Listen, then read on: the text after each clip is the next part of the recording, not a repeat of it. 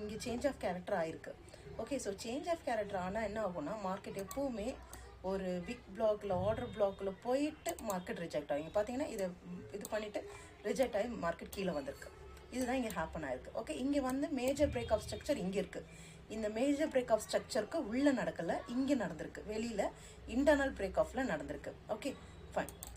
இதில் நல்லா zoom out பண்ணிங்கன்னா தெரியும். இந்த ஸ்ட்ரக்சரை நான் வரைஞ்சிருக்கேன் பாருங்கள். இந்த ஸ்ட்ரக்சரோட லோவை இங்கே எடுத்தனால தான் இதை சேஞ்ச் ஆஃப் கேரக்டர் பாயிண்ட் சொல்கிறேன். இதுக்கப்புறம் மார்க்கெட் வந்து ஓபி லெவல் போயிட்டு ஃபால் ஆகுது. ஓகே, ஸோ இந்த இடம் பார்த்தீங்கன்னா இன்னொரு ஸ்ட்ரக்சர். இந்த ஸ்ட்ரக்சர் நான் ட்ரா பண்ணுறேன். இப்போ இந்த ஸ்ட்ரக்சர் பார்த்தீங்கன்னா இது என்னோட மேஜர் பிரேக் ஆஃப் ஸ்ட்ரக்சர்.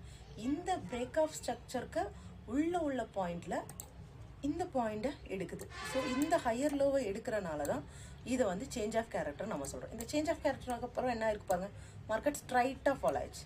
இதுதாங்க மெயின் டிஃப்ரென்ஸ். இங்கே லைட்டாக ரீட்ரேஸ் ஆகிட்டு ஃபேர்